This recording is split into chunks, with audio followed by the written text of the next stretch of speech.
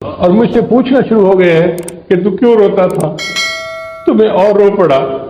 تو اللہ نے فرمایا احمد علی تم آج بھی رو رہے ہو، آج تو تمہارے انعام کا دن ہے، ہم نے تمہاری بھی بخشش کر دی، اور جس قبرستان میں تمہیں دفن کیا گیا قبرستان قیامت کے دن نہ مال کام آئے گا نہ بیٹے کام آئیں گے، الا من اتی اللہ بقلب سلیم، جو شخص سنورا ہوا دل لایا وہ دل اسے کام آئے گا۔ انسان کی زندگی میں 3 دن بہت اہم ہوتے ہیں۔ جس دن بچہ دنیا میں پیدا ہوتا ہے اس دن شیطان بچے کو مست کرتا ہے۔ اگر کوئی نیک آدمی پاس ہو تو اس سے بچے کی تحریک بھی کروانی چاہیے، اور ایک کان میں اذان اور دوسرے میں اقامت بھی کروانی چاہیے، اس کی برکت ہوتی ہے بچے کو۔ اور دوسرا اہم دن وہ جب بندہ اس دنیا سے آخرت کے سفر پہ روانہ ہوتا ہے، موت آتی ہے۔ اللہ کرے کہ اس دن بھی کوئی اللہ کا ولی پاس ہو جو ہمیں کلمے کی تلقین کر دے، یاد دہانی کر دے۔ اور تیسرا اہم دن وہ جب سارے انسان اپنے رب کے سامنے قیامت کے دن کھڑے ہوں گے۔ یہ 3 دن ہماری زندگی کے بڑے اہم دن ہیں۔ اس لیے عیسیٰ علیہ السلام نے فرمایا تھا والسلام علیہ یوم ولدت ویوم اموت ویوم ابعث حیا۔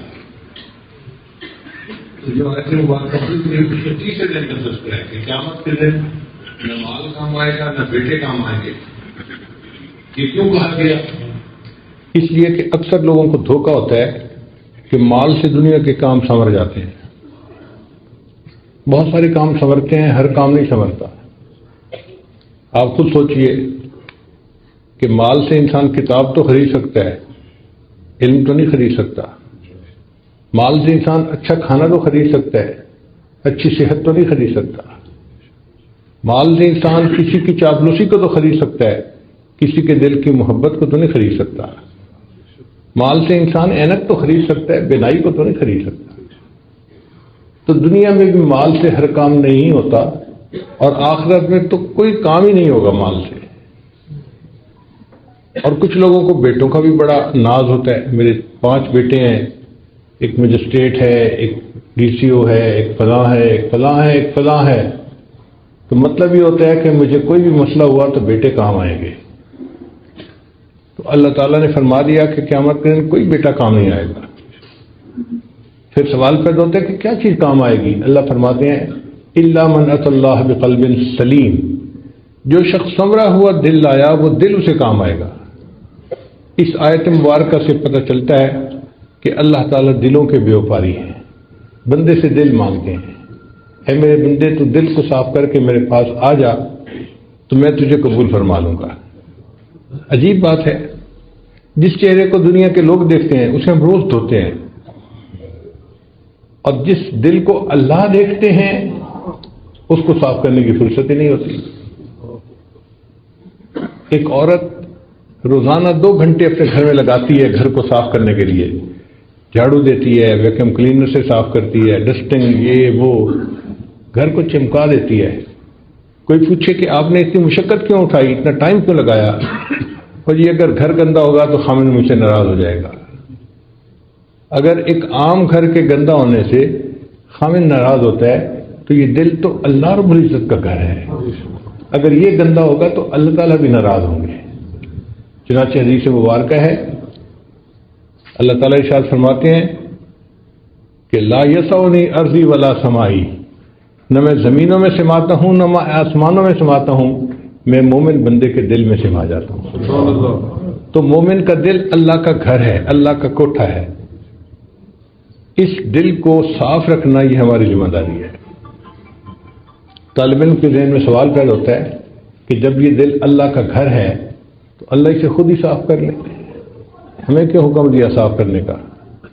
علماء نے جواب دیا کہ جب گھر کسی کو استعمال کے لیے کرائے پہ دیا جائے تو گھر کو صاف رکھنا مالک کی ذمہ داری نہیں ہوتی، کرایہ دار کی ذمہ داری ہوتی ہے۔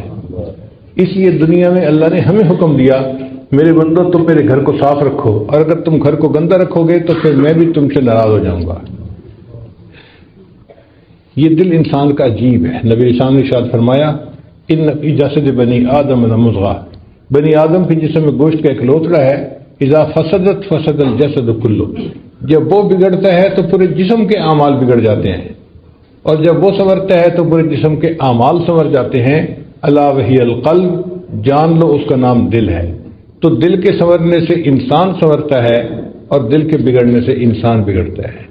اس لیے ہمیں چاہیے کہ ہم اپنے دلوں پر محنت کریں اور اس کو سنواریں۔ آپ بتائیے، اگر آپ دودھ لینے کے لیے جائیں اور برتن کے اندر گندگی لگی ہو تو کیا دودھ دینے والا دودھ دے دے گا؟ وہ کہے گا میاں صاف برتن لاؤ تب میں اس میں دودھ ڈالوں گا۔ جب دودھ ڈالنے والا گندے برتن میں دودھ ڈالنا پسند نہیں کرتا، اللہ تعالیٰ بھی انسان کے گندے دلوں میں اپنے نور کو ڈالنا پسند نہیں فرماتے۔ وہ بھی کہتے ہیں میرے بندو ذرا اس کو چمکاؤ، اس کو ذرا صاف کرو۔ اب اس دل کو صاف کرنا یہ ہماری ذمہ داری ہے۔ یہ دل کیسے صاف ہوتا ہے؟ ذکر سے صاف ہوتا ہے۔ فکر کی گندگی ذکر سے دور ہوتی ہے۔ حدیث مبارکہ میں ہے کہ جب بندہ گناہ کرتا ہے تو دل پہ داغ لگ جاتا ہے، نیکی کرتا ہے تو دھل جاتا ہے وہ داغ، اور اگر پھر گناہ کرتا ہے تو اور داغ لگ جاتے ہیں، حتیٰ کہ داغ لگتے لگتے لگتے وہ دل بالکل ہی سیاہ ہو جاتا ہے۔ آج ہم اپنے دلوں کا جائزہ لیں تو ہمیں ایسے ہی نظر آئے گا کہ اتنے گناہ کیے کہ اب یہ دل سیاہ ہو گیا۔ پھر یہ دل سخت ہو جاتا ہے۔ جب ایک طویل مدت غفلت کی گزر جائے نا، اس کا نتیجہ یہ نکلتا ہے کہ دل سیاہ ہو جاتا ہے، دل سخت ہو جاتا ہے۔ زمین کا معاملہ بھی ایسی ہے، اگر کسی زمین پر کاشت نہ کی جائے لمبا عرصہ تو زمین سخت ہو کے بیکار ہو جاتی ہے۔ یہ دل کی زمین بھی ایسی ہے، اس پر محنت نہ کی جائے تو یہ غفلت کی وجہ سے دل سخت ہو جاتا ہے۔ بنی اسرائیل کے بارے میں اللہ فرماتے ہیں فَطَالَ عَلَيْهِمُ الْأَمَدُ فَقَسَتْ قُلُوبُهُمْ، ان پر ایک طویل مدت غفلت کی گزر گئی، ہم نے ان کے دلوں کو سخت کر دیا۔ تو غفلت کا لمبا عرصہ گزر جائے تو دل سخت ہو جاتا ہے، اور پھر اتنا سخت ہوتا ہے کہ پتھر سے بھی آگے نکل جاتا ہے۔ اللہ فرماتے ہیں ثم قست قلوبكم من بعد ذلك فهي كالحجارة او اشد قسوة، یہ پتھر بلکہ پتھروں سے بھی زیادہ سخت ہو گئے۔ اور پھر دلیل دی فإن من الحجارة لما يتفجر منه الأنهار، کہ پتھروں میں سے چشمے جاری ہو جاتے ہیں۔ اور بعض ایسے پتھر ہیں کہ جو اللہ کے خوف سے کانپ اٹھتے ہیں۔ وَإِنَّ مِنْهَا لَمَا يَهْبِطُ مِنْ خَشْيَةِ اللَّهِ، اے انسان جب تیرا دل پتھر ہوتا ہے یہ اللہ کے خوف سے نہیں کانپتا، یہ پتھروں سے بھی پرے پار ہو جاتا ہے، پتھر سے بھی زیادہ سخت ہوتا ہے۔ اب ہم سوچیں، ہم اپنے سینوں میں دل لیے پھر رہے ہیں یا اپنے سینوں میں سل لیے پھر رہے ہیں؟ ایک شخص حسن بصری رحمۃ اللہ کے پاس آیا، حضرت پتہ نہیں ہمیں کیا ہو گیا، ہمارے دل سو گئے۔ تو حسن بصری رحمۃ اللہ نے پوچھا بھائی کیا کہہ رہے ہو ہمارے دل سو گئے؟ کہنے لگا حضرت آپ درس قرآن دیتے ہیں، ہمارے دلوں پہ کوئی اثر ہی نہیں ہوتا اس کا۔ تو حضرت نے فرمایا اگر تمہاری یہ حالت ہے نا کہ درس قرآن سے دل پہ اثر نہیں ہوتا تو یہ نہ کہو دل سو گئے، بلکہ تم یوں کہو کہ دل مو گئے، مر گئے۔ اس نے حیران ہو کے پوچھا کہ حضرت کیا دل مر بھی جاتے ہیں؟ تو حضرت نے فرمایا ہاں، اگر کوئی بندہ سویا ہوا اسے جھنجھوڑا جائے وہ جاگ اٹھتا ہے، جو جھنجھوڑنے پہ نہ جاگے وہ سویا ہوا نہیں، وہ مویا ہوا ہوتا ہے۔ درس قرآن سنے بندہ اور پھر دل اثر قبول نہ کرے، یہ دل سویا ہوا نہیں، یہ دل مویا ہوا ہے۔ تو ہم اللہ سے یہ دعا کریں کہ اللہ ہمارے دلوں کو سنوار دے۔ اللہ نے قیامت کے دن دلوں کو دیکھنا ہے۔ ان اللہ لا ينظر الى صورکم ولا الى اموالکم، اللہ تعالیٰ نہیں دیکھتے تمہاری شکلوں صورتوں کو اور نہیں دیکھتے تمہارے مال پیسے کو، ولکن ينظر الى قلوبکم واعمالکم، اللہ تمہارے دلوں کو دیکھتے ہیں، تمہارے اعمال کو دیکھتے ہیں۔ ہم اللہ کا ذکر اتنا کریں کہ ہمارا دل اللہ کی محبت سے بھر جائے، لبریز ہو جائے، ایسی زندگی ہو کہ اللہ دل میں آ جائے، اللہ دل میں سما جائے، بلکہ سچ عرض کروں کہ اللہ دل میں چھا جائے، ایسی زندگی ہو۔ پھر اللہ تعالیٰ بندے سے خوش ہوتے ہیں، ہاں اس بندے نے میرے گھر کو صاف کیا اور اپنے دل کو نور سے بھر لیا۔ علماء نے ایک عجیب بات لکھی ہے. وہ فرماتے ہیں کہ اگر کسی گھر میں یا کمرے میں جاندار کی تصویر ہو تو حدیث مبارکہ میں آتا ہے کہ وہاں رحمت کا فرشتہ نہیں آتا. اگر کسی گھر میں کمرے میں جاندار کی تصویر ہے اس میں رحمت کا فرشتہ نہیں آتا تو جس دل میں کسی غیر کی تصویر ہوگی اس دل میں اللہ کی رحمت کیسے آئے گی پھر؟ اور آج دلوں میں تو پتہ نہیں کس کس کی تصویریں پڑی ہوئی ہیں. ما هذه التماثيل التي انتم لها عاكفون. یہ دل صنم خانہ بن گیا، بت خانہ بن گیا. سچ عرض کروں ہمارا دل گند خانہ بن گیا. تو اس دل کو صاف کیجئے اور محنت کیجئے. یہ ہماری زندگی کا مقصد ہے. کھانا کمانا، گھر بار، بیوی بچے، یہ ضروریات زندگی ہیں. مقصد زندگی انسان کا اپنے دل کو سنوارنا ہے تاکہ سنوار کے قیامت کے دن اللہ کے سامنے پیش ہو اور اللہ اپنے اس بندے سے راضی ہو جائیں. ہاں میرے بندے تو اپنے دل میں میری محبت کو بھر کے لایا ہے. قرآن مجید میں اللہ تعالیٰ ارشاد فرماتے ہیں ان اللہ اشتری من المؤمنین انفسهم واموالهم بان لهم الجنہ. اللہ نے ایمان والوں سے ان کی جانوں اور مالوں کو جنت کے بدلے خرید لیا ہے. اب ذرا طالب علم توجہ فرمائیں کہ اللہ نے یہ نہیں فرمایا کہ میں نے مومن کے جان اور مال کے بدلے جنت کو بیچ دیا ہے. اس لیے کہ بیچنے کی دو صورتیں ہوتی ہیں. یا تو بندہ حاجت مند ہوتا ہے، مجبور ہو کے گھر بیچ دیا، گاڑی بیچ دی، پلاٹ بیچ دیا. یا پھر اس کو زیادہ فائدے کی توقع ہوتی ہے. 50 لاکھ کا پلاٹ خریدا تھا، 2 کروڑ قیمت لگے، چلو جی بیچ دیتے ہیں. اور یہ دونوں صورتیں اللہ کے بارے میں ممکن ہی نہیں. نہ اللہ کو کوئی حاجت ہے، نہ اللہ کو کسی سے فائدے کی توقع ہے. اس لیے اللہ تعالیٰ نے بیچنے کا لفظ ہی نہیں لگایا. اللہ کیوں بیچے بھائی؟ بات ہی اور طرح سے کی کہ میں نے جنت کے بدلے میں مومن کے جان اور مال کو خرید لیا ہے. اب بات تو سمجھ آ گئی کہ خریدنے کا لفظ کیوں کیا. لیکن طالب علم کے ذہن میں ایک اور اشکال پیدا ہوتا ہے کہ بھئی انسان کے پاس ذرا بھی پیسے ہو نا فالتو تو سب سے پہلی چیز جو وہ خریدتا ہے نا وہ اپنا گھر ہوتا ہے. سب سے پہلے گاڑی نہیں خریدتا یا کچھ اور نہیں خریدتا، گھر خریدتا. جی کرائے سے جان چھوٹے، اپنا گھر ہونا چاہیے. تو جب اللہ تعالیٰ خریدنا چاہتے تھے تو دل کا تو کہیں تذکرہ ہی نہیں کیا. اللہ نے فرمایا کہ میں نے مومن سے ان کے جان اور مال کو جنت کے بدلے خرید لیا ہے. تو دل کا تذکرہ کیوں نہیں کیا؟ مفسرین نے اس کا بھی جواب لکھا. انہوں نے فرمایا کہ اللہ نے کہا میرے بندے تیرا دل تو میرے لیے وقف ہو چکا ہے. اور جو وقف کی جائیداد ہوتی ہے نا اس کی بیع و شراء کی اجازت نہیں ہوتی، وہ تو وقف ہے. اب دل تو تمہارا تھا ہی میرے لیے وقف.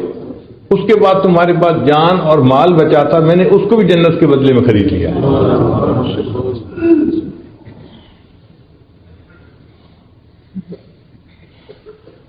اب یہ دل کیسے سنورے؟ اس دل کے اندر بہت دنیا بسی ہوئی ہے. مال کی محبت، اولاد کی محبت، بیوی کی محبت، پتہ نہیں کسی دوست کی محبت، یہ محبت، کتنی محبتیں ہیں جو اس دل میں بسی ہوئی ہیں. ان کو نکالنا پڑے گا. جب یہ محبتیں دل سے نکل جائیں گی نا اور دل بالکل خالی ہو جائے گا تو یہ دل بالکل صاف ہو جائے گا. لیکن ان محبتوں کو کیسے نکالیں؟ اس کا طریقہ یہ ہے کہ اللہ کا ذکر کثرت کے ساتھ کرے. دل میں جتنی غیر کی محبتیں ہوتی ہیں نا، ماں سوا کی محبتیں ہوتی ہیں، سب نکل جاتی ہیں. چنانچہ مفسرین نے ایک عجیب نقطہ لکھا ہے. حضرت اکبر تھانوی رحمۃ اللہ اپنی تفسیر بیان القرآن میں لکھتے ہیں کہ قرآن مجید کی ایک آیت ہے ان الملوک اذا دخلوا قریۃ افسدوها وجعلوا اعزۃ اہلها اذلہ. ملکہ بلقیس کو جب سلیمان السلام کا پیغام پہنچا تو اس نے اپنے MNA جو تھے ان سے مشورہ کیا کہ مجھے کیا کرنا چاہیے. تو انہوں نے جواب دیا فانظری ماذا تأمرین، ملکہ صاحبہ قدم بڑھائیے ہم تمہارے ساتھ ہیں. یہ پرانی رسم ہے مگر وہ سمجھدار عورت تھی. اس نے کہا کہ دیکھو جب بادشاہ کسی بستی میں داخل ہوتے ہیں افسدوہا اور فساد مچا دیتے ہیں، وجعلوا عزت اہلھا اذلہ، اور جو وہاں معزز ہوتے ہیں نا ان کو ذلیل کر کے باہر نکال دیا کرتے ہیں۔ تو میں سلیمان صاحب سے لڑائی نہیں کروں گی، میں خود جاؤں گی اور دیکھوں گی کہ وہ کس حال میں ہے۔ تو حضرت تھانوی رحمۃ اللہ فرماتے ہیں یہ تو اس آیت کے ہیں ظاہری معنی، مگر اس میں ایک بہترین تمثیل بھی موجود ہے۔ وہ تمثیل کیا کہ اگر ملوک سے مراد اللہ کا نام لے لیا جائے، مالک الملک کا نام، اور قریہ سے مراد یہ دل کا قریہ، دل کی بستی لے لی جائے، تو پھر اس آیت کا مفہوم یہ بنے گا ان الملوک اذا دخلوا قریۃ، جب اللہ کا نام انسان کے دل کے اندر داخل ہوتا ہے افسدوہا، انقلاب مچا دیتا ہے، وجعلوا عزت اہلھا اذلہ، اور دنیا جو اندر معزز بنی ہوتی ہے اس کو ذلیل کر کے باہر نکال دیا۔ تو اللہ کا ذکر کثرت سے کرنے سے دل کے اندر سے ما سوا کی محبتیں نکل جاتی ہیں اور انسان کا دل اللہ کی محبت کے لیے خالی ہو جاتا ہے۔ چنانچہ حضرت اقدس تھانوی رحمۃ اللہ کے خلیفہ تھے حضرت خواجہ مجذوب رحمۃ اللہ علیہ، انہوں نے ایک شعر کہا، وہ حضرت تھانوی رحمۃ اللہ کو اتنا پسند آیا کہ فرمایا اگر میں صاحب استطاعت ہوتا تو 1,00,000 روپیہ اس شعر کے کہنے والے کو انعام کے طور پہ دے دیتا۔ یہ وہ زمانہ تھا جب استاد کی تنخواہ 2 روپے اور 3 روپے ہوتی تھی۔ آپ سوچئے جب 2 روپے اور 3 روپے مہینے کی تنخواہ ہو تو 1,00,000 روپے کی کیا قیمت ہوگی۔ تو حضرت نے فرمایا کہ میں ان کو 1,00,000 انعام دے دیتا۔ اور وہ شعر کیا تھا؟ بہت مختصر، انہوں نے کہا ہر تمنا دل سے رخصت ہو گئی، ہر تمنا دل سے رخصت ہو گئی، اب تو آجا اب تو خلوت ہو گئی۔ تو اللہ یہی چاہتے ہیں کہ میرا بندہ خلوت پیدا کر لے اپنے دل میں، پھر میں اس کے دل میں اپنا بسیرا کر لوں گا۔ ہم بیت اللہ کو بیت اللہ کیوں کہتے ہیں؟ کیا اللہ تعالیٰ وہاں رہتے ہیں؟ نہیں، اللہ تعالیٰ کی تجلیات ذاتیہ کا وہاں پر ورود ہوتا ہے، اس لیے اس کو بیت اللہ کہتے ہیں۔ تو جب مومن اپنے دل کو سنوارتا ہے نا تو مومن کے دل پر بھی اللہ تعالیٰ کی تجلیات وارد ہوتی ہیں۔ کتنی بڑی نعمت ہے، اور یہ چیز کوئی عام سی نہیں ہے، معمولی سی بات نہیں ہے، یہ اللہ کی بڑی نعمت ہے کہ کسی جگہ پر اللہ کی تجلی آئے۔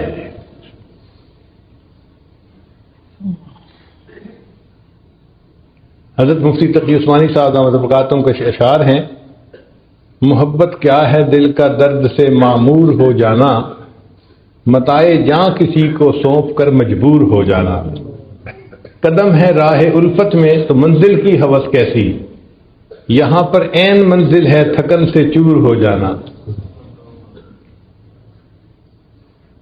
یہاں پر سر سے پہلے دل کا سودا شرط ہے یارو، یہاں پر سر سے پہلے دل کا سودا شرط ہے یارو، کوئی آسان نہیں ہے سرمد و منصور ہو جانا، بسا لینا کسی کو دل میں دل کا ہی کلیجہ ہے، دل کا کلیجہ سے مراد یہ دل کا ہی کارنامہ ہے۔ میں اس کو تھوڑا سا تبدیل کر کے یوں پڑھتا ہوں، بسا لینا کسی کو دل میں دل کا کارنامہ ہے، پہاڑوں کو تو بس آتا ہے جل کر طور ہو جانا۔ کوتور کے اوپر اللہ کی تجلی پڑی تھی اور کوتور کا وہ پہاڑ جل کر کوئلے کی مانند ہو گیا تھا۔ الحمدللہ اللہ تعالیٰ نے اس عاجز مسکین کو کوہتور پر جانے کی توفیق عطا فرمائی۔ ہم نے وہاں پر عجیب بات دیکھی، اتنی بڑی بڑی چٹانیں ہیں اور ان کو ایک انگلی پہ آپ یوں اٹھا سکتے ہیں، کوئلے کی طرح ہلکی جل کے ان کی یہ کیفیت ہو گئی تھی۔ اس لیے کہتے ہیں کہ کوتور جل کے سرما بن گیا تھا، جبل دکا اس کا یہ حال تھا۔ تو کوہتور کیوں جل گیا؟ اس لیے کہ وہ اللہ تعالیٰ کی تجلی کو برداشت ہی نہیں کر سکا۔ تو دیکھیں کوہتور اللہ کی تجلی کو برداشت نہیں کر سکا، لیکن انسان کا دل اللہ کی تجلی کو برداشت کر لیتا ہے تو انسان کا دل پھر کتنا عظیم ہوا۔ کتابوں میں لکھا ہے کہ اللہ تعالیٰ جب کسی بندے سے راضی ہوتے ہیں تو بعض مرتبہ ایک دن میں 70 مرتبہ اس کو محبت کی نظر سے دیکھتے ہیں۔ اللہ تعالیٰ ایک دن میں اپنے بندے کے دل کو 70 مرتبہ محبت کی نظر سے دیکھتے ہیں اور بندہ اس تجلی کو برداشت کر لیتا ہے. یہ انسان کو اللہ نے کمال دیا ہے اور کسی چیز میں یہ کمال نہیں ہے. اس لیے انسان کا دل جو ہے یہ عظیم ہے. فرشتے بھی حیران ہوتے ہیں انسان کی عظمت کو دیکھ کے کہ یہ کیسا عظیم انسان ہے, اللہ کی تجلی کو برداشت کر جاتا ہے. اللہ کی محبت اس کے دل میں ہے, اس کا دل اللہ کی محبت سے بھر چکا ہے. اور جب دل اللہ کی محبت سے بھر جاتا ہے نا, پھر اعمال کرنے آسان ہو جاتے ہیں. آج تو ہم نمازیں پڑھتے پھرتے ہیں نا جیسے بیگار ہوتا ہے کہ جی حکم حاکم مرگ مفاجات, اللہ کا حکم ہے لہذا نماز پڑھنی ہے, ٹھیک ٹکرے مارتے پھرتے ہیں. جب دل میں اللہ کی محبت ہوتی ہے پھر بندہ اس کو بیگار نہیں سمجھتا بلکہ اس کو سبب لقائے یار سمجھتا ہے کہ میرے یار سے میری ملاقات ہو جاتی ہے. فجر پڑھتا ہے ظہر کا انتظار, ظہر پڑھتا ہے عصر کا انتظار, عصر پڑھتا ہے مغرب کا انتظار, اس کا دل انتظار کر رہا ہوتا ہے. اس لیے نبی علیہ الصلوۃ والسلام فرمایا کرتے تھے ارحنی یا بلال, بلال اذان دے میری آنکھوں کو ٹھنڈک پہنچا دے. تو نماز پڑھ کے مزہ آتا ہے بندے کو, لطف آتا ہے. ہم نمازیں پڑھتے ہیں ثواب کی خاطر, بھائی وقت ہو گیا اشراق کا پڑھ لو, ایک حج ایک عمرے کا ثواب ملے گا, اور ہم لپک کے 2 رکعت پڑھ لیتے ہیں کہ جی ہمیں بھی ثواب ملے گا. لیکن جو اللہ کے عاشق ہوتے ہیں وہ ثواب کو نہیں دیکھتے, ان کو تو سواد مل رہا ہوتا ہے, وہ اس کی وجہ سے پڑھتے ہیں. حضرت مجدور رحمۃ اللہ نے فرمایا بندگی سے ہمیں تو مطلب ہے, بندگی سے ہمیں تو مطلب ہے, ہم ثواب و عذاب کیا جانیں. بندگی سے ہمیں تو مطلب ہے, ہم ثواب و عذاب کیا جانیں, کس میں کتنا ثواب ملتا ہے, عشق والے حساب کیا جانے. جن کو اللہ سے محبت ہوتی ہے وہ ان ثوابوں کے پیچھے نہیں پڑتے, وہ تو اللہ کی محبت میں عبادت کر رہے ہوتے ہیں. ان کو جنت کی بھی پرواہ نہیں ہوتی, دوزخ کی بھی پرواہ نہیں ہوتی. مشہور واقعہ کہ رابعہ بصریہ چلی تھی ایک ہاتھ میں پانی کا لوٹا لے کے اور ایک ہاتھ میں آگ لے کے. کسی نے پوچھا رابعہ کہاں جا رہی ہو؟ کہنے لگی کہ میں نے محسوس کیا ہے کہ لوگ اللہ کی عبادت کرتے ہیں یا تو جنت کی طلب میں یا جہنم کے ڈر کی وجہ سے, تو میں چاہتی ہوں کہ آگ سے جنت کو جلا دوں اور پانی سے جہنم کی آگ کو بجھا دوں, تاکہ ان کی وجہ سے عبادت کرنے کی بجائے لوگ اللہ کو راضی کرنے کے لیے اللہ کی عبادت کر لیں.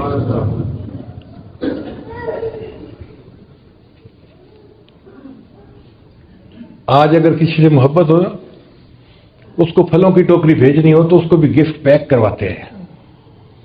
حالانکہ پھلوں کی ٹوکری ہے, کوئی اتنی قیمتی بھی نہیں ہے, مگر گفٹ پیک اس لیے کرواتے ہیں کہ جب محبوب کے ہاتھ میں پہنچے تو اسے اچھی لگے. بالکل اسی طرح جب مومن کے دل میں اللہ کی محبت بھر جاتی ہے, وہ بھی اپنی نمازوں کو خوشی و خضوع کے ساتھ گفٹ پیک کر کے اللہ کے پاس بھیجتا ہے کہ میری یہ نماز اللہ کے پاس پہنچے تو میرے مالک کو پسند آ جائے. پھر انسان اعمال کرتا ہے اللہ کو راضی کرنے کے لیے. محبت عجیب چیز ہے. سیدہ عائشہ رضی اللہ تعالیٰ عنہ بیٹھی ہوئی تھی اور کچھ ریال دھو رہی تھی, سکے تھے دھو رہی تھی ان کو. نبی کے سامنے دیکھا تو فرمایا عائشہ تم یہ پیسے دھو کیوں رہی ہو؟ اے اللہ کے حبیب صلی اللہ علیہ وسلم, میں نے آپ کی مبارک زبان سے سنا ہے کہ جو بندہ اپنا مال اللہ کے راستے میں خرچ کرتا ہے تو سوالی یعنی مانگنے والے کے ہاتھ میں جانے سے پہلے وہ پیسے اللہ کے ہاتھ میں پہنچ جاتے ہیں. تو جب سے میں نے یہ سنا, میں نے جس پیسے کو صدقہ کرنا ہوتا ہے نا, میں اسے دھو دیتی ہوں تاکہ صاف پاک یہ پیسہ میرے اللہ کے ہاتھ میں پہنچے.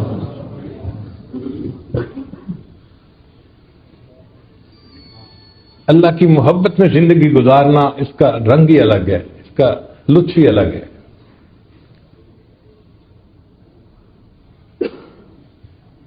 ایک نقطہ یہ بھی سمجھ لیجئے کہ محبت کی ابتدا بندے سے نہیں ہوتی, اللہ کی طرف سے ہوتی ہے. جب بھی کوئی بندہ اللہ سے محبت کرتا ہے نا, اس کا مطلب یہ کہ اللہ نے اس سے محبت کی, اب یہ اللہ سے محبت کر رہا ہے. یحبہم و یحبونہ, اللہ قرآن میں فرماتے ہیں کہ اللہ ان سے محبت کرے گا، وہ اللہ سے محبت کریں گے۔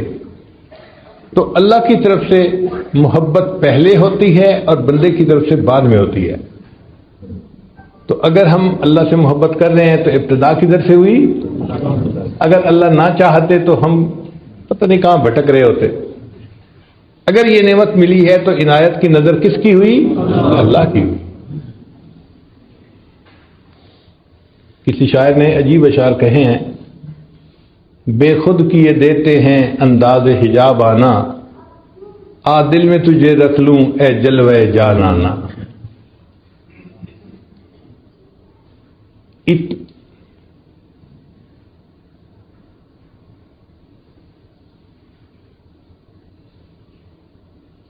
اے اہل کرم مجھ پر اتنا تو کرم کرنا، جب جان لبوں پر ہو تم سامنے آ جانا۔ پھر اگلا شعر بڑا عجیب ہے، کیوں آنکھ ملائی تھی کیوں آگ لگائی تھی۔ جب کسی سالک کے اوپر قبض کی کیفیت طاری ہو نا اور کچھ کیفیات نہ محسوس ہو رہی ہوں، اس وقت اس شعر کو پڑھے بندہ تنہائی میں بیٹھ کے تو عجیب مزہ آتا ہے۔ کیوں آنکھ ملائی تھی کیوں آگ لگائی تھی، اب رخ کو چھپا بیٹھے کر کے مجھے دیوانہ۔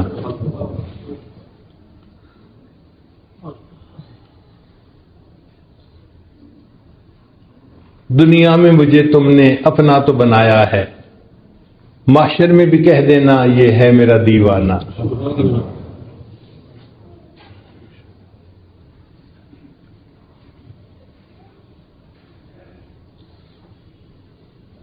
کیا لطف محشر میں میں شکوے کیے جاؤں، کیا لطف محشر میں میں شکوے کیے جاؤں، وہ ہنس کے کہے جائیں دیوانہ ہے دیوانہ۔ اللہ کی ایسی محبت ہو کہ جب اللہ کے دربار میں پہنچے تو اللہ بھی یہ کہہ دے یہ میرا دیوانہ تھا، یہ مجھ سے محبت کرنے والا میرا بندہ تھا۔ ایسی اللہ کی محبت دل میں آ جائے۔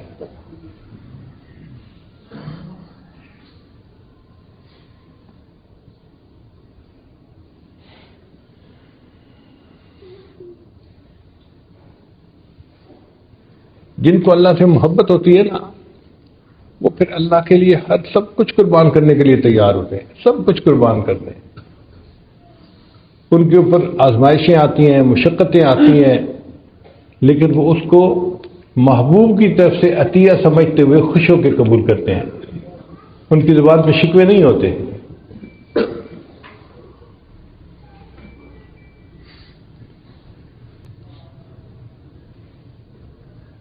ہم جو اللہ تعالیٰ کے سامنے شکوے کرتے پھر رہے ہوتے ہیں نا، اس میں محبت کی کمی ہوتی ہے۔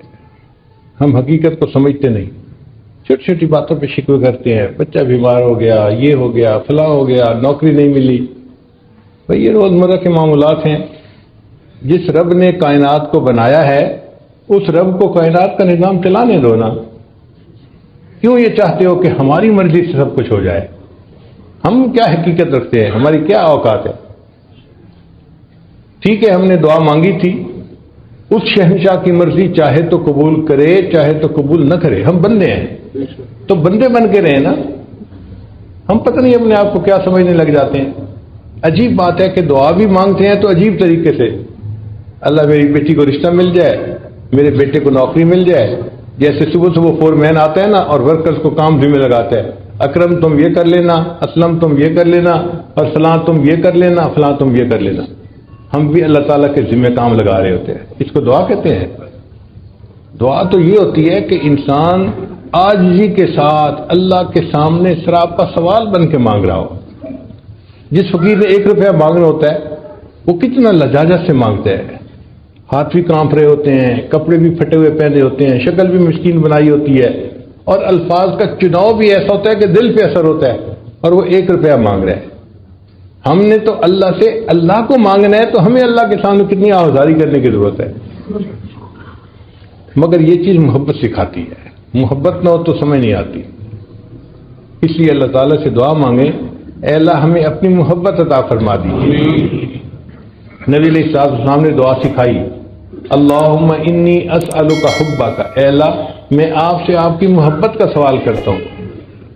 آج ایسے نوجوان بہت نظر آئیں گے جو اللہ تعالیٰ سے گھر مانگتے ہیں، بیوی مانگتے ہیں، اولاد مانگتے ہیں، نوکری مانگتے ہیں۔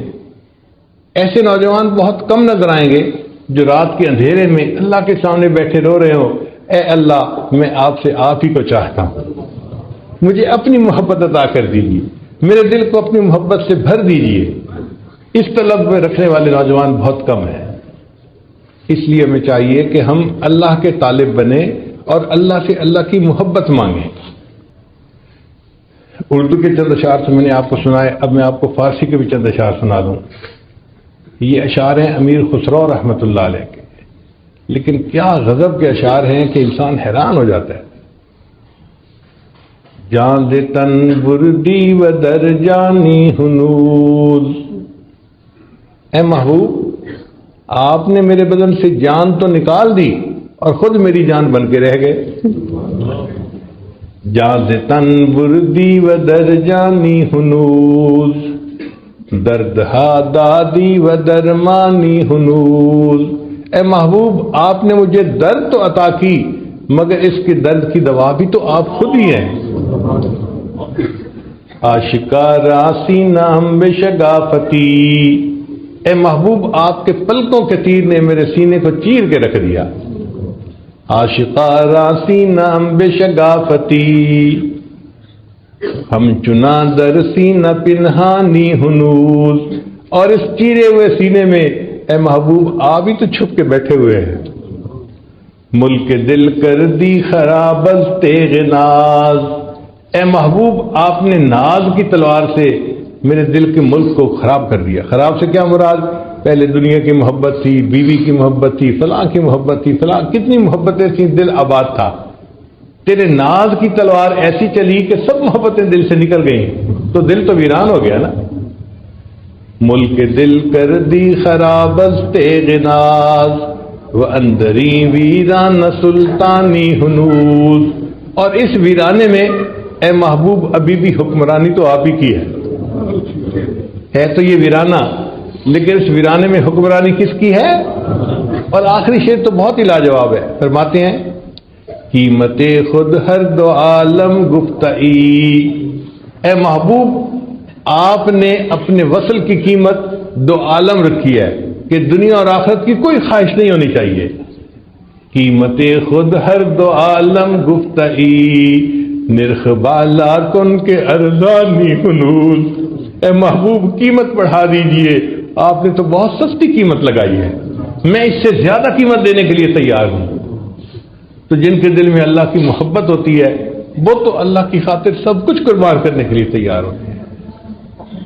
ان کا بس یہ دل چاہتا ہے کہ کاش اللہ کی محبت کرنے والوں میں ہمارا نام بھی شامل ہو جائے۔ جو اللہ سے محبت کرتے ہیں نا پھر اللہ بھی ان سے محبت کرتے ہیں، اور حدیث پاک میں آتا ہے کہ اللہ فرشتوں کی محفل میں بیٹھ کر ان کا تذکرہ کرتے ہیں، فرشتوں کی محفل میں تذکرہ کرتے ہیں، میرا یہ بندہ دیکھو نوجوان بھی پاس ہے، اگر چاہتا تو اس کے ساتھ وقت گزار سکتا تھا، لیکن یہ وضو کر کے مصلی پہ کھڑا ہوا تہجد پڑھ رہا ہے، مجھے اس بندے کی محبت پہ بہت ناز ہے۔ تیرے عشق نے مجھے غم دیا، تیرے عشق نے مجھے غم دیا، میرے غم کی عمر دراز ہو۔ یہ نہیں کہا کہ غم ختم ہو جائے، تیرے عشق نے غم دیا، اللہ میرے غم کی عمر دراز ہو جائے۔ تیرے عشق نے مجھے غم دیا، میرے غم کی عمر دراز ہو، وہ مقام آئے میرے خدا، میرے عشق پہ تجھے ناز ہو۔ ایسی کیفیت آ جائے اللہ کہ میرے عشق پہ آپ کو ناز ہو کہ میرا یہ بندہ مجھ سے کتنی محبت کرتا ہے، اور آپ فرشتوں کی محفل میں تذکرے گئے۔ تو جب اللہ کی محبت دل میں بھر جاتی ہے تو بندہ ہر وقت اللہ کی محبت میں اپنا وقت گزارتا ہے، 24 گھنٹے اللہ کی محبت میں وقت گزارتا ہے۔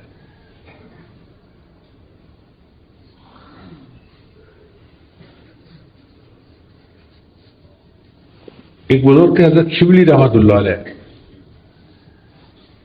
یہ تذکرۃ الاولیاء میں واقع لکھا ہوا ہے. ان کے سامنے کوئی اللہ کا نام لیتا تھا نا تو ان کی عجیب کرامت تھی، جیب میں ہاتھ ڈالتے تھے اور گڑ کی ڈلی نکلتی تھی، اس بندے کو گڑ کھانے کے لیے دے دیتے تھے. پھر دوسرے کی زبان سے اللہ کا لفظ نکلتا تو وہ اس کو گڑ کی ڈلی دیتے، ہر کسی کو گڑ کی ڈلی دیتے تھے. لوگ ان کے سامنے آ کے جان بوجھ کے اللہ کا نام لیتے تھے اور ان کو میٹھا کھانے کو مل جاتا تھا. تو کسی نے پوچھا شبلی آپ یہ کیا کرتے ہیں کہ جو اللہ کا نام لیتا ہے اس کو کھانے کے لیے گڑ کی ڈلی دیتے ہیں؟ تو شبلی رحمۃ اللہ نے جواب دیا جس منہ سے میرے محبوب کا نام نکلے میں اس منہ کو شرینی سے نہ بھر دوں تو اور کیا کروں. کیا محبت ہوگی اللہ کے ساتھ کہ جس منہ سے میرے محبوب کا نام نکلے میں اس منہ کو شرینی سے نہ بھر دوں تو اور کیا کروں. ہمیں بھی ایسی اللہ کی محبت ہو جائے نہ نصیب کہ اس محبت کی حرارت ہمارا دل محسوس کر رہا ہو. چنانچہ نبی علیہ السلام نے فرمایا حدیث مبارکہ ہے احب اللہ بکل قلوبکم، لوگوں اپنے پورے دل کے ساتھ اللہ سے محبت کرو. ہم اللہ سے محبت کرتے ہیں مگر ادھورے دل کے ساتھ، باقی آدھا کسی اور کے پاس ہوتا ہے. اللہ تعالیٰ فرماتے ہیں نہیں مجھے یہ شراکت پسند نہیں ہے، سب کو نکالو اس دل میں سے اور اس دل کو فقط میرے لیے خالی کر دو، تب میں تم سے راضی ہو جاؤں گا.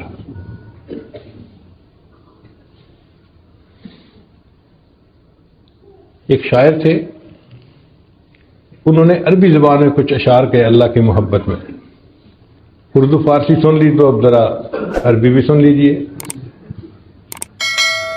واللہ ما طلعت شمس ولا غربت الا وانت فی قلبی ووسواسی. اے محبوب اللہ کی قسم نہ کبھی سورج طلوع ہوا نہ کبھی سورج غروب ہوا مگر میرے خیالوں میں تو ہی تو بسا ہوا تھا. واللہ ما طلعت شمس ولا غربت الا وانت فی قلبی ووسواسی ولا جلست الى قوم احدثهم الا وانت حدیثی بین جلاسی. اور محبوب کبھی میں دوستوں کی محفل میں نہیں بیٹھا مگر ان دوستوں کی محفل میں میں تیری ہی تو باتیں بیٹھ کے کر رہا ہوتا ہوں. ولا ہممت بشرب الماء من عطش الا رأيت خیالا منك في الكأس. اور محبوب سخت پیاس کی حالت میں کبھی میں نے پانی کا پیالہ نہیں پیا مگر اس پانی کے پیالے کے اندر میں آپ کی تصویر تو دیکھ رہا ہوتا ہوں. کیفیت ہی ہو جاتی ہے بندے کی.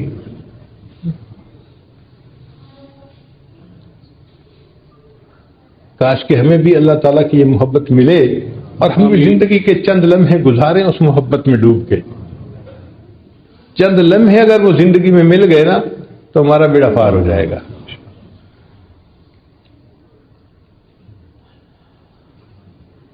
چنانچہ علماء نے لکھا ہے کہ اگر کوئی بندہ محبت کے ساتھ ایک مرتبہ اللہ کا نام لے، محبت کے ساتھ ایک مرتبہ اللہ کا نام لے، اس عمل کی وجہ سے یہ بندہ کبھی نہ کبھی جہنم سے نکال کے جنت میں بھیج دیا جائے گا. ایک مرتبہ جس نے زندگی میں محبت سے اللہ کا نام لیا. اب ذرا آپ بھی محبت سے اللہ کا نام کہہ کے دیکھیے، اللہ اللہ اللہ. شاعر نے کہا تہلکا سا مچا دیتی ہے عرش آسمانی میں، تہلکا سا مچا دیتی ہے عرش آسمانی میں، جوانی جب محبت سے خدا کا نام لیتی ہے. جوان آدمی جب محبت سے اللہ کا نام لیتا ہے نا اللہ کا عرش بھی کانپ جاتا ہے. اللہ اس نوجوان سے بہت خوش ہوتے ہیں جو اللہ کی محبت میں ڈوب کے اللہ کا نام لے رہا ہو.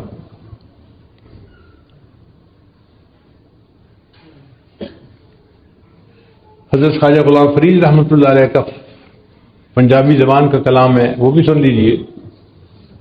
فرماتے ہیں होर कहानी मूल न भाणी, और कोई कहानी मुझे अच्छी नहीं लगी।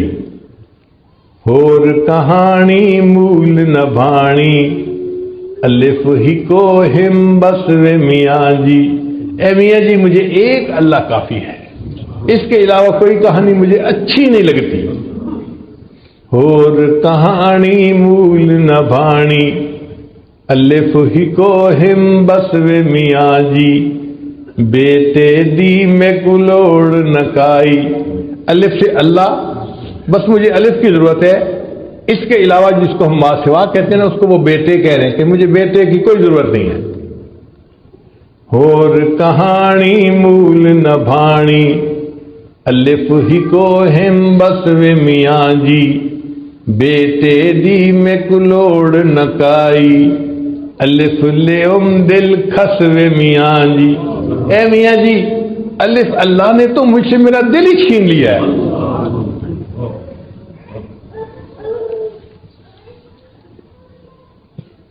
इश्कों मूल फरीद न फिर सूं, ए गुलाम फरीद मैं अल्लाह के इश्क से पीछे नहीं हटूंगा।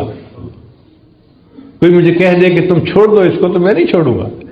इश्कों मूल फरीद न फिर सूं, रोज नवी हिम चस्वे मियाँ जी। ए मियाँ जी मुझे रोज एक नई चस मिलती है इस अल्लाह के जिक्र में, मैं क्यों अल्लाह के जिक्र से पीछे हटूंगा। तो हमें भी अल्लाह ताला अपनी ऐसी मोहब्बत अता फरमाए।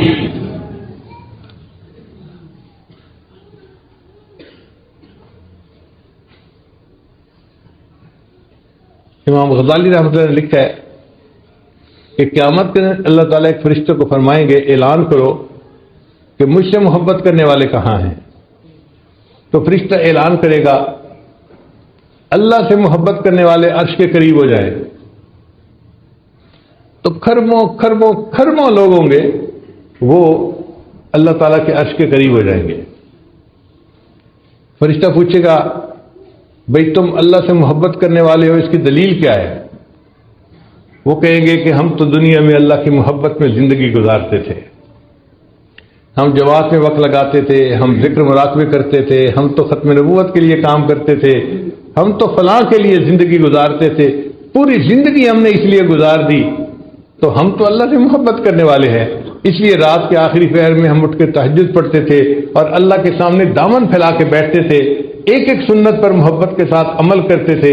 मैंने अपने बेटे को हाफिज बनाया, एक बेटे को आलिम बनाया, बेटी को आलमा फाजला बनाया, पूरी औलाद को दीन मैंने पढ़ने के लिए लगा दिया। ये मेरी अल्लाह से मोहब्बत की दलील है। तो जब वो ये कहेंगे तो फरिश्तों को अल्लाह फरमाएंगे, मेरे फरिश्तों ये सच कह रहे हैं कि इन्होंने अपना सब कुछ दीन के लिए लगा दिया और ये मेरे महबूब मेरे इंतजार में, मेरे दीन के इंतजार में ये जिंदगी गुजार के आए। अब इनको कह दो कि मुझे इनसे हिसाब लेते हुए हया आती है, ये जाओ दुनिया से, ये जन्नत में बिना हिसाब दाखिल हो जाए। तो जो अल्लाह से मोहब्बत करने वाले होंगे, अल्लाह उनसे हिसाब किताब नहीं लेंगे। बुल्ले शाह रहमतुल्लाह का एक शेर सुनिए, अजीब कलाम किया है उन्होंने। फरमाते हैं, कोरे कागज किताब ना होंदे, अगर मैं खाली कागजों को जिल्द बांध के किताब बना दूं तो उसको किताब तो नहीं कहेंगे, उस पर तो एक लफ्ज भी नहीं लिखा हुआ। तो कोरे कागज किताब ना होंदे ते सारे फूल गुलाब ना होंदे। सारे फूल गुलाब के नहीं होते, कोई कोई फूल गुलाब का होता है। कोरे कागज किताब ना होंदे ते सारे फुल गुलाब न होंदे, ते जेकर यारी लाइए बुलिया ते यारा नाल हिसाब न होंदे। और अगर यारी लगाए तो बुल्ले शाह यारों से फिर हिसाब नहीं किया जाता। जो अल्लाह से दुनिया में यारी लगाएगा, फिर अल्लाह क़यामत से उससे हिसाब किताब नहीं करेंगे, फरमाएंगे मेरे बंदे बिला हिसाब जन्नत चले जाओ।